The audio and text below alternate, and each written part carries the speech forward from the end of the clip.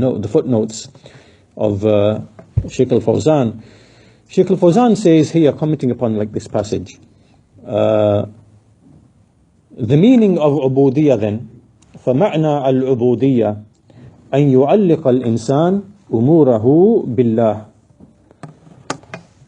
Servitude then, what is servitude? Really, we can explain it in a sentence, which is that all of your affairs, you attach them to Allah Azza wa Jal. All of your affairs, you attach them to Allah, meaning that your reliance and your dependence is purely upon Allah, and you relate them all back to Allah. Right, so let me just give you like a quick illustration to illustrate this. So, for example, let's just say, for argument's sake, you agree to meet somebody at a certain time, and you turn up and that person doesn't turn up, right? So now you become angry and upset and whatever, yeah.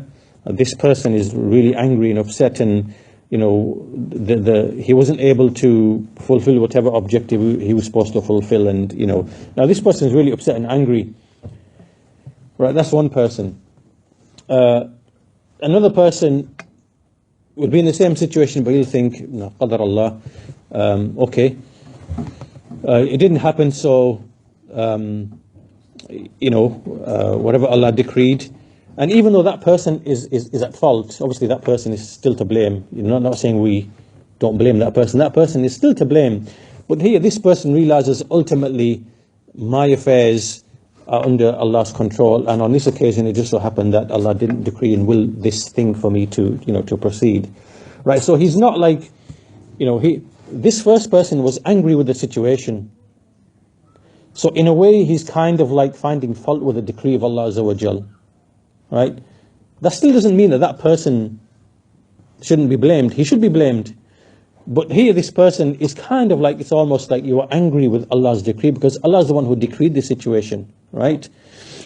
But here, in this other person, his response is, well, okay, my affairs are ultimately controlled and determined by Allah Azza wa Jal. Allah Azza wa Jal didn't decree and will this thing for it to happen.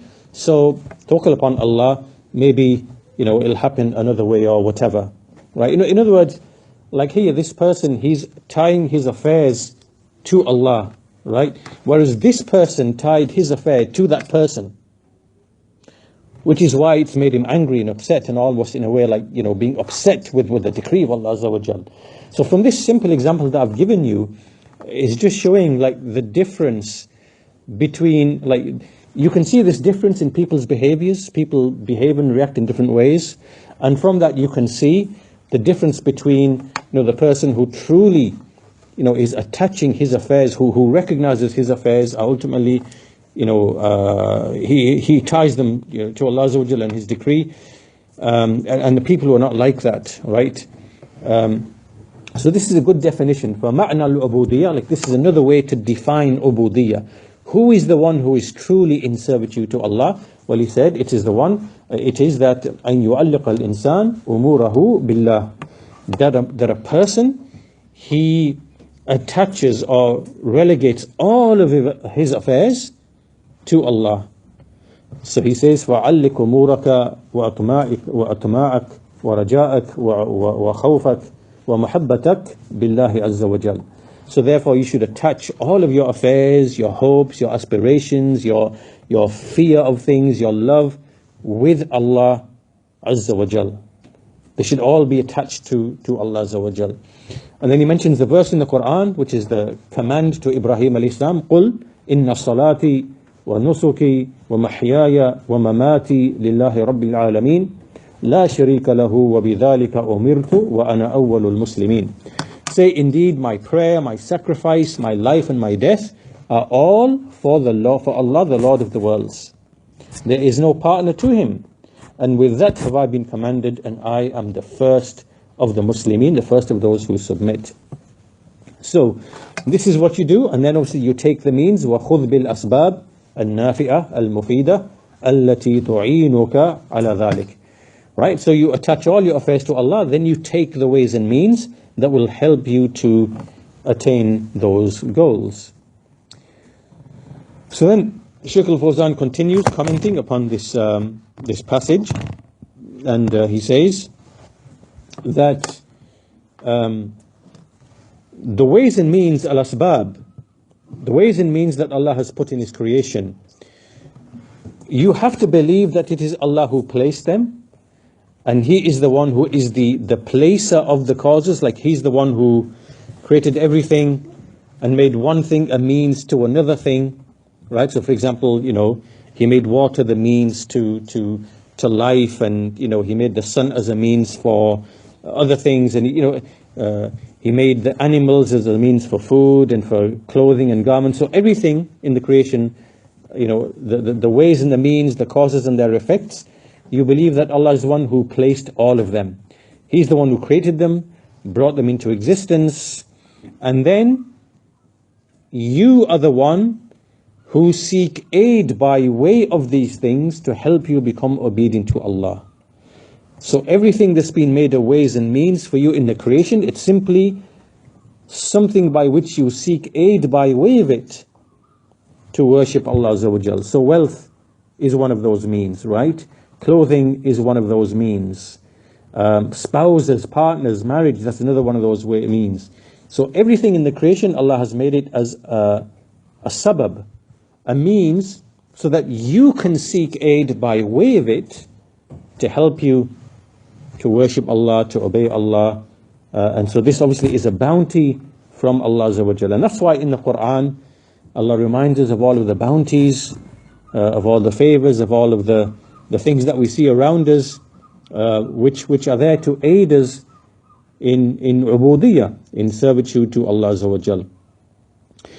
And then as for the point that you mentioned at the end, that a servant, he witnesses and observes that Allah is the creator of all of these ways and means, and He is the one who decreed them, and everything belongs to Allah, and He is its Lord and its owner and its creator, and that you are the one who is in need of Him, right? Shaykh al-Fawzan comments and he says that likewise a believer must believe that everything which is in the heavens and the earth, from all of the servants of Allah, from all of the creations of Allah, they are His creations. They are in His hand. He turns them whichever way He wills. Right? The believer who understands all of these things, he is the one who knows the realities. He is the one who knows his Lord. He is the one who knows the wisdom, the wisdoms in Allah's actions. And He's the one who truly understands whatever happens in this creation. Right? So in other words, what he's saying here is that if you look at people, different people will always have different interpretations of things. And, like the events that take place upon this earth. And the one who truly fathoms and understands that it is Allah who is the Lord, creator, owner, right? And everything is in His affair, and He's the one who turns things. And let me give you another quick illustration of how this would apply. So let's say, for example, that you have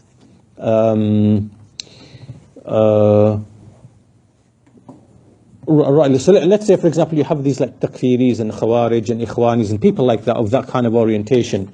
And so what they would tend to say, they would tend to say, for example, that the reason why Muslims are suffering in poverty and hardship and difficulty, whether in, like, let's say, the African lands or other places, is because is because is because the rulers are corrupt, and the rulers are, for example, might be engaging in interest or riba, and because they listen to the West, and because they're trying to pinpoint the blame in a specific area and say it's just the rulers, right? So here, obviously, this is like their interpretation of what they think is really happening, right? So what's happening here is that this is like a very narrow-minded, very short-sighted interpretation of what's really going on.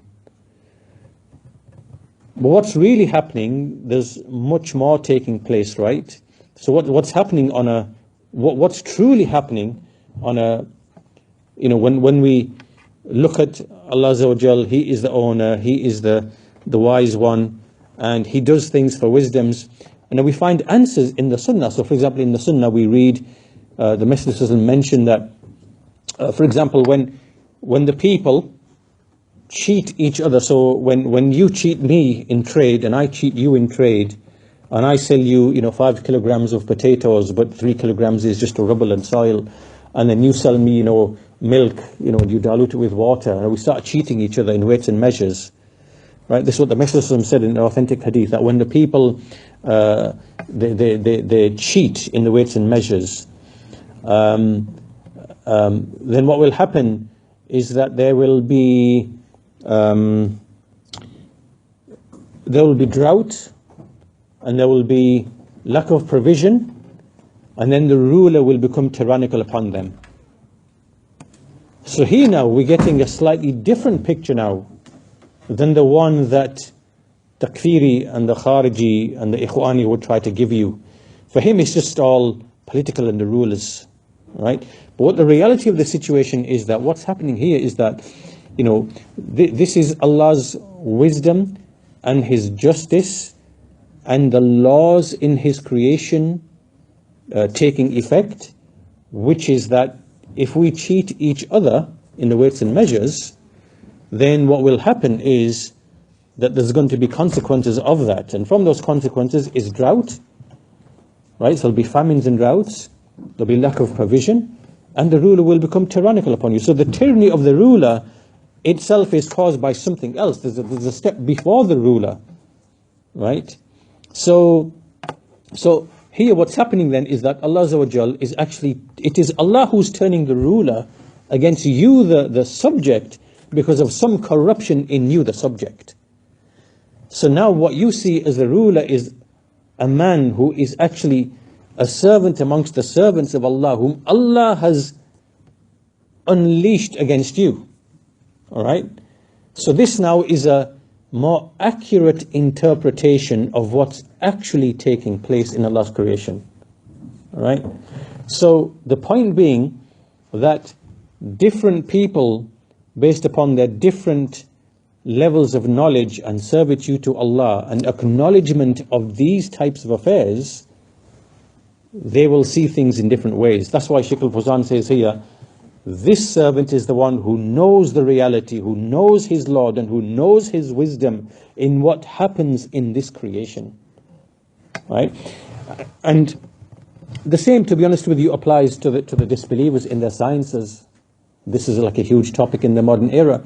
The disbelievers in their sciences, when they try to study and understand Allah's creation, they are actually totally blinded by their rejection of Allah, His names, His attributes. And so when they study things, they don't see in those things like Allah's names, attributes. They don't see wisdoms, purposes, end goals.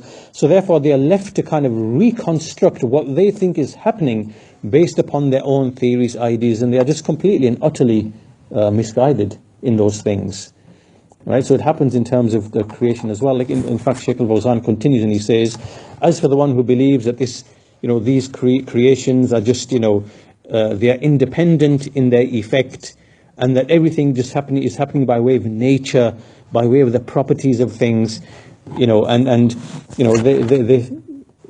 this type of person does not know Allah subhanahu wa ta'ala.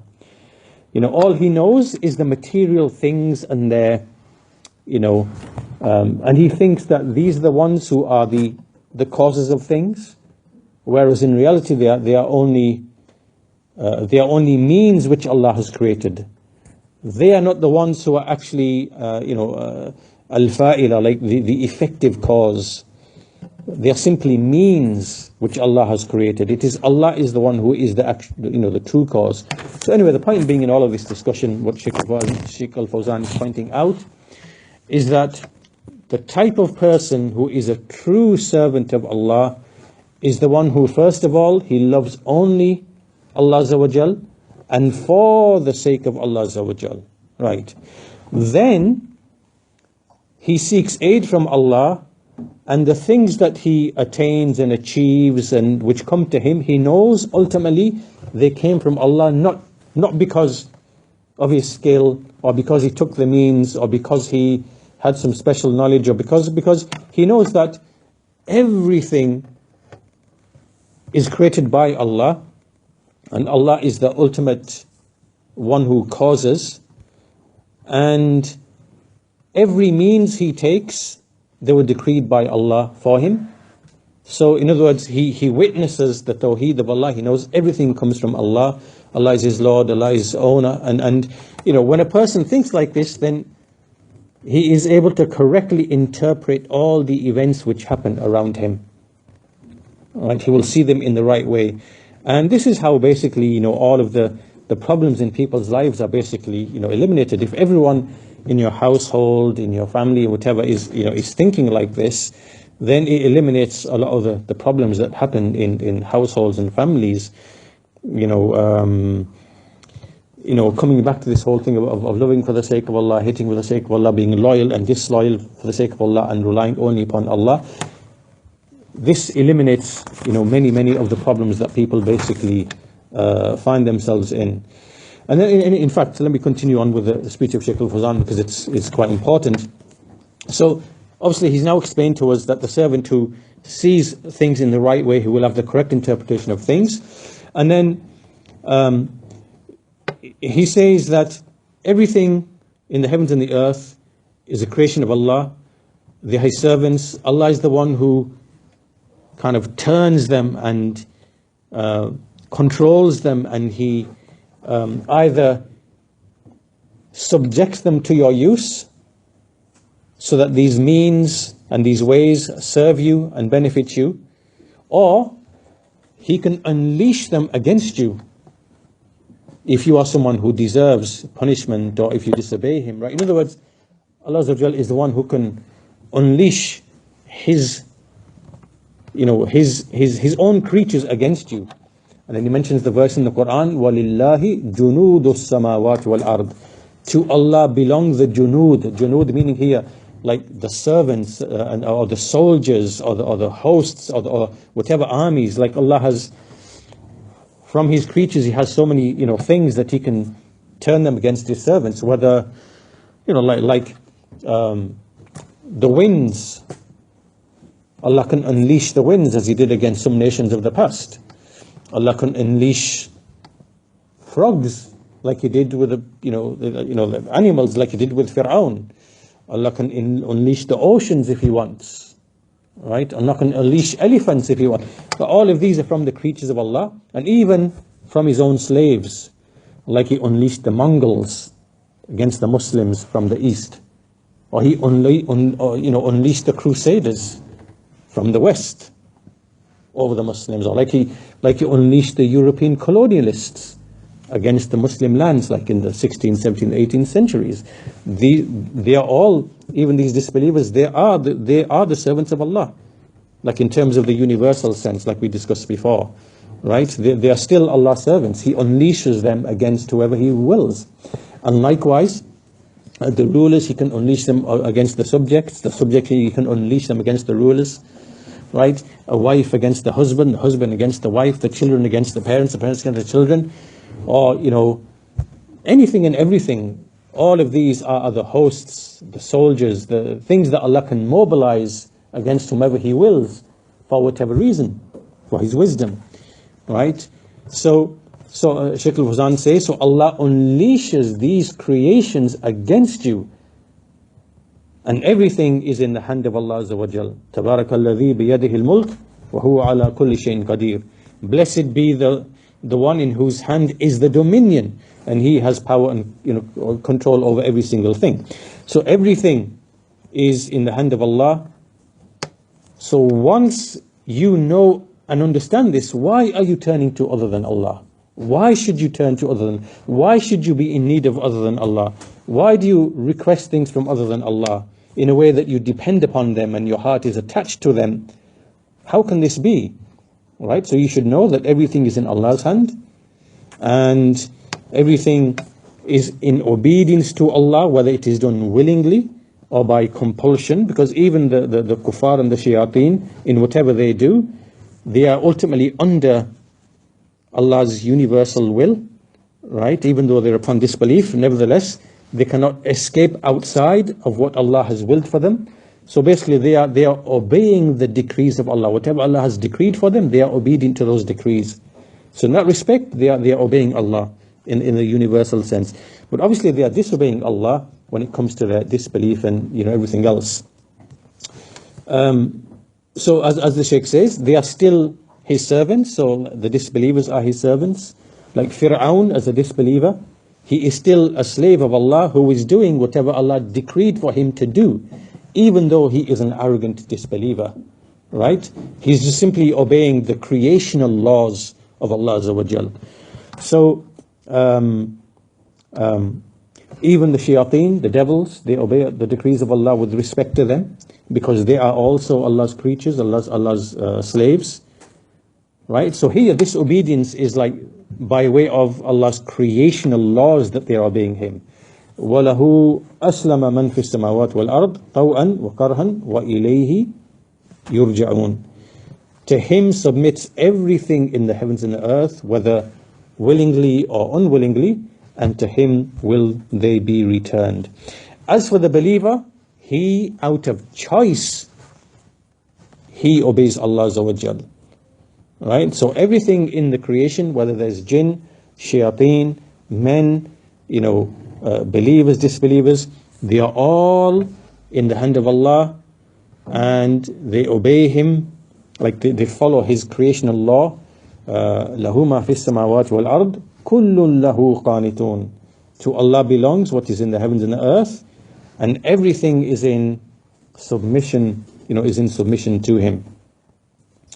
So then Shaykh al-Fawzan finishes by saying that, when a person knows all of this and he understands all these things, and that Allah is the Lord, the regulator, the controller, and then he worships Allah and he, establishes servitude to Allah, then this will be in accordance with the level of knowledge that he specifically has, right? Because each person's knowledge is different, right? So for example, according to my level of knowledge, I can reach a level of completion and perfection.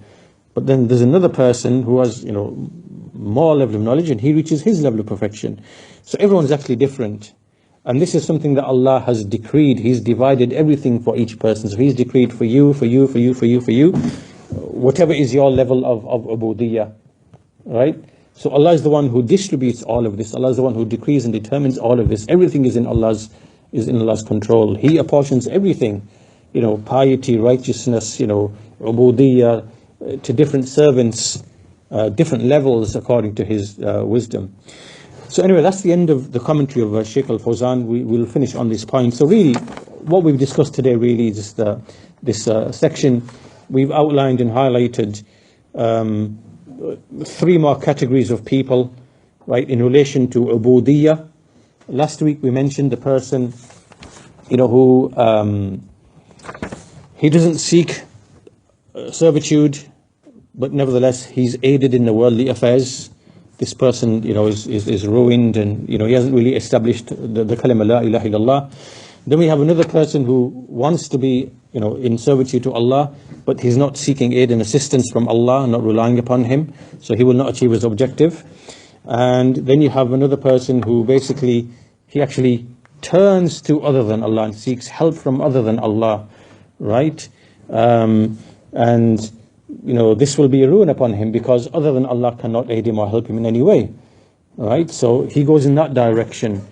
And so this you find often, like with the people of shirk, the people of bid'ah, like the Sufis and people like that, and also, there's different categories, I guess. And then fourthly, you have the perfect situation of a servant who seeks Allah and who relies upon Him. And, in doing so, he knows everything is under the control, the will of Allah Azza wa Jal. Whatever happens to him, comes to him through the asbab, through the ways and means. It's not because of those ways and means, it's because of the creator of those ways and means. So his heart and all of his affairs are always attached only to Allah and to nothing else. There isn't any, attachments to anything else. Right, so this goes back to what we mentioned before at the beginning, that the heart, can have attachments to things, to, lust, to wealth, to authority, to power, to luxury, to things that a heart becomes attached to. The more you have these attachments, the more you're going to be put to trial, the more you're compromising your servitude to Allah Azza wa Jal, and the more trials and tribulations there will be in your life. Right, so here we end by describing the perfect type of abd, the perfect type of person, and the way he thinks and the way he behaves, and the way he actualizes the ubudiyyah to Allah.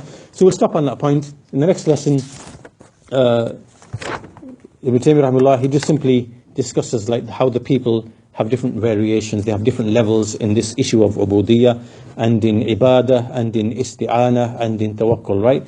They all vary, and so therefore you have different ranges amongst people, in respect to this topic.